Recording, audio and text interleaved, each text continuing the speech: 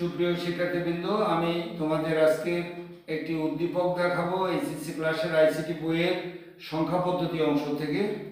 তো এই গ নম্বরের প্রশ্ন এর আগে একটা উদ্দীপকে আমি দেখিয়েছি, এবারে আমি ঘ নম্বর দেখাবো। উদ্দীপকটি আমি দিচ্ছি টু দেখো 25.34 বেস 10 আর বি টু দেওয়া আছে 16.43 বেস 16। তো এখান থেকে ঘ নম্বরের প্রশ্নটি হলো যে এ ও বি এর পূর্ণ অংশের পার্থক্য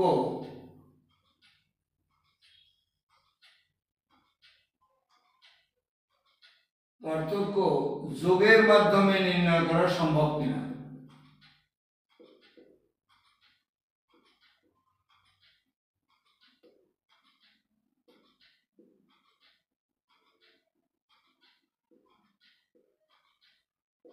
মতামত। এবারে দেখো এই প্রশ্নটির উত্তর বিভিন্ন শিক্ষকরা বিভিন্নভাবে দেখাচ্ছে। তো আমি কিভাবে দেখাচ্ছি তোমাদের দেখো। এখানে বলছে পূর্ণ অংশের পার্থক্য, তাহলে পূর্ণ অংশ হলো 25 হলো পূর্ণ অংশ আর 0.34 হলো ভগ্নাংশ যুক্ত অংশ। এটা 16 হচ্ছে আমাদের 16 বলে না, 16 হলো আমাদের পূর্ণাংশ আর 0.43 হচ্ছে আমাদের ভগ্নাংশ।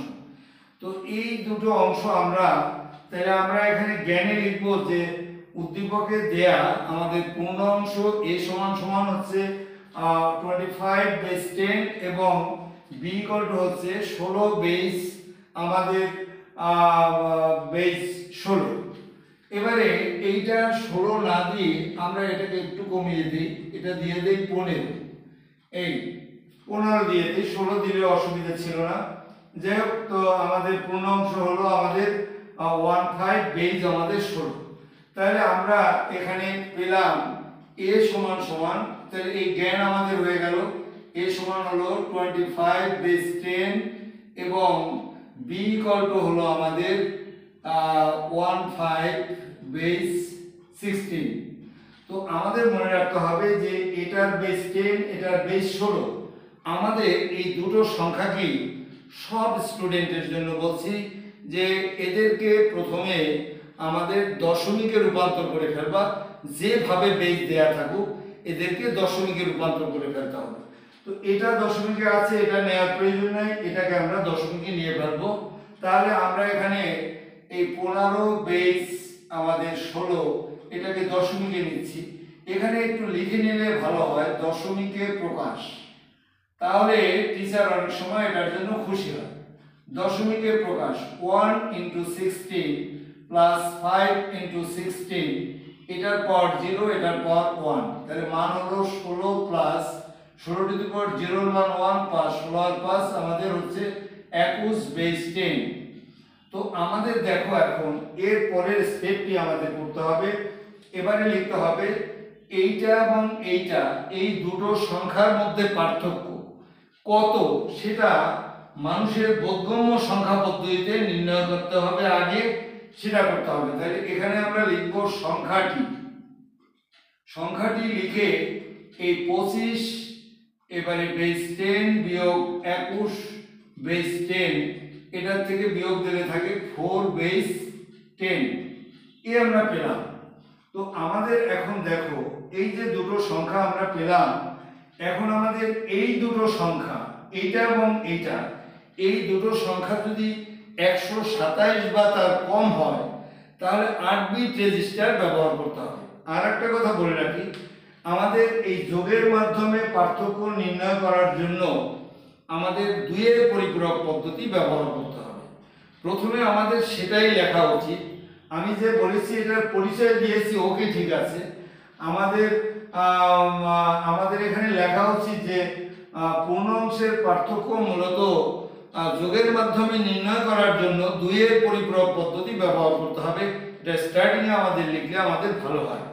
তো যাই হোক, আমরা এখন দুইয়ের পরিপূরক পদ্ধতির অঙ্ক করার জন্য আমাদের মূল নিয়ম যে বড় বড় রাইটাররা এটা বলেছে বা লিখেছে, তারা বলেছে যে দুইয়ের পরিপূরক পদ্ধতির অঙ্ক যদি করতে হয় তাহলে প্রথম আমাদের প্রকৃত মান নির্ণয় করতে হবে, তারপরে আমাদের একের পরিপূরক করতে হবে, তারপরে আমাদের দুইয়ের পরিপূরক করতে হবে।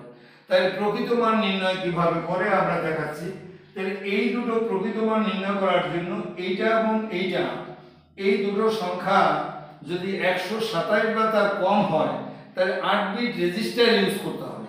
তাহলে আমরা এখানে লিখবো 8 বিট রেজিস্টারে এই একটা বাংলা আমাদের লিখলে ভালো হয়। রেজিস্টারে আমাদের 25 এবং -21, এই যে বেজ দিলাম না এতে কোনো সমস্যা নেই, দশমিকের বেজ না দিলেও সমস্যা নেই। এত এর প্রকৃত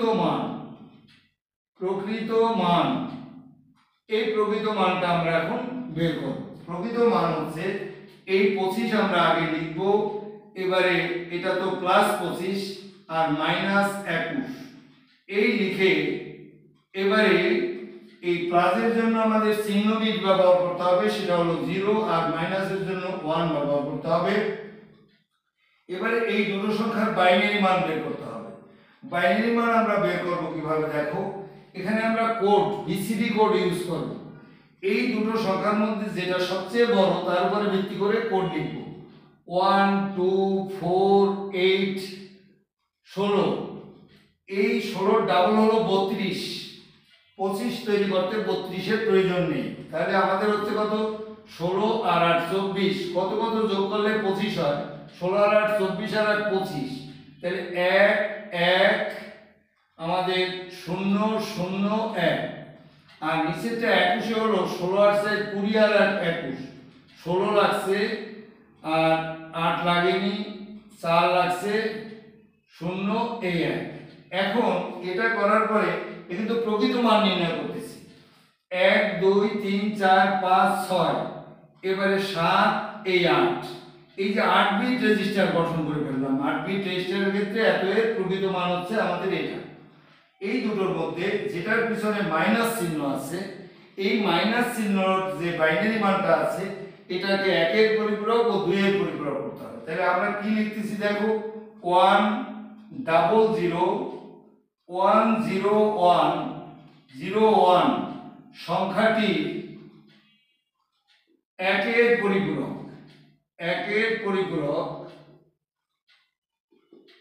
এই একের পরিপূরক হবে। এই চিহ্ন বিটের কোনো পরিবর্তন আমরা ঘটাবো না। চিহ্ন বিটের পরিবর্তন ঘটিয়েও পারা যায়, না ঘটাতেও পারা যায়। না ঘটানোটাই ভালো, যার যে চিহ্ন আছে সেটা থাকাই ভালো। এই চিহ্ন বিট 1 আছে, 1ই আছে, পরিবর্তন ঘটাবো এটা। এবারে 0টা হয়ে যাবে 1, 1টা হয়ে যাবে 0, তাহলে 1 1 0 1 1 1 0 1 0 1 0, এই হলো একের পরিপূরক। যে 0 গুলো 1 হয়ে গেছে, এটার কোনো চেঞ্জ হয়নি। তারপরে 0 1 0 1 0, এর সাথে যদি আমরা 1 যোগ করে দিই তাহলে হয়ে যায় 2 এর পরিপূরক। 0 1 যোগ করলে 1, এই 1 নেমে গেল, 0 1 0 1 1 এই 1, এখানে লিখে দিতে হবে 2 এর পরিপূরক। তাহলে আমাদের পরিপূরকের অঙ্কের বৈশিষ্ট্য হলো তিনটা: প্রকৃত মান নির্ণয় করা, একের পরিপূরক নির্ণয় করা, দুইয়ের পরিপূরক নির্ণয় করা। আমরা তিনটা জিনিস আমরা করলাম, তাহলে আমাদের এখন আর কোনো সমস্যা নেই। আমরা এখন এই জিনিসগুলো মুছে দিয়ে এইখানে আমরা এখন আবার সেট করব এই অঙ্কটা। এই অঙ্কটাকে এখন আমরা লিখব। তো +25, এটার তো কোনো পরিবর্তন ঘটায়নি, এটা তীর চিহ্ন দিয়ে 0 0 0 1, এবারে 1 0 0 1, আর নিচে লিখলাম -21, এবারে হলো এখানে 1, এই যে মানটা 1 1, এবারে 0 1 0, এবারে হলো 1 1, এই যে হলো। এখন এটাকে আমরা যোগ করে ফেলব। এটাকে এখন আমরা যোগ করব। দুইয়ের পরিপূরকের যত অঙ্ক আছে সব অঙ্কে বিয়োগ করা, পার্থক্য, বিয়োগ যাই দেওয়া থাক সব যোগ করতে হবে। 1 আর 1 যোগ করলে হয় 10 এর 0 হাতে থাকে 1, হাতের এক এই 1 10-এর শূন্য হাতে থাকে 1, 1 নেমে গেল। 1 আর 1 10-এর শূন্য হাতে থাকে 1, হাতের এক এই 1 10-এর শূন্য হাতে থাকে 1, হাতের এক এই 1 10-এর শূন্য হাতে থাকে 1, হাতের এক এই 1 10-এর শূন্য হাতে থাকে 1, হাতের এক এই 1 10-এর শূন্য হাতে থাকে 1। আর এখানে থাকে আমাদের 4, এটা হলো প্লাস চিহ্ন। এখানে লিখে দিতে হবে এটা হলো ওভারফ্লো বিট, অর্থাৎ এই যোগ থেকে অতিরিক্ত হয়ে গেছে, এটার নাম ওভারফ্লো বিট। ফ্লো বিট এটা লিখতে হবে পরীক্ষার প্রশ্ন উত্তরে।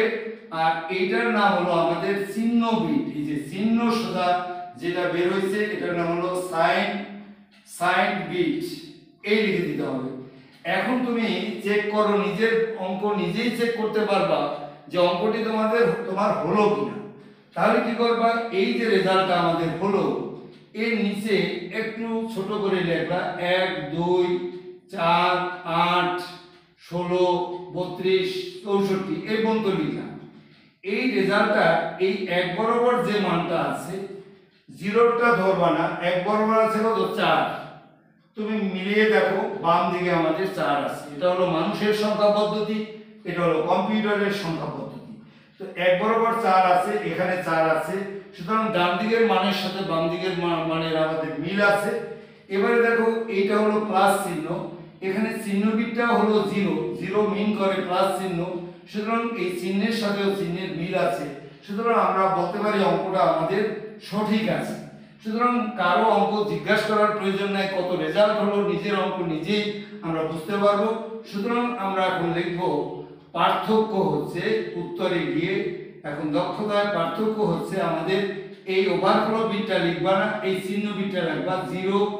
এবারে 0 0 0 0 1 0 0, বা এটার বেস না দিলেও কোনো সমস্যা নেই, এটার বেস দেয়া লাগে না, এটা এমনিতেই আমরা বুঝতে পারি।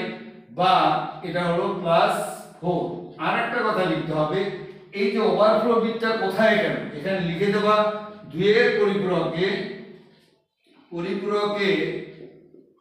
পরিপূরকে ওভারফ্লো বিট ফলাফলে যুক্ত হয় না, ফলাফলে যুক্ত হয় না, বাস এ পর্যন্ত আমাদের শেষ। এটা লিখে দিলে একটা অঙ্কের পরিপূর্ণতা আসে। সুতরাং আমি আশা করি যে সব শিক্ষার্থী বা সব পরীক্ষার্থীরা এভাবে যদি আমাদের এই ধরনের প্রশ্ন আসে এভাবে তোমরা উত্তরটি করবে। সকলকে অনেক ধন্যবাদ। আমার ভিডিও ভালো লাগলে এটাকে লাইক এবং সাবস্ক্রাইব করবে।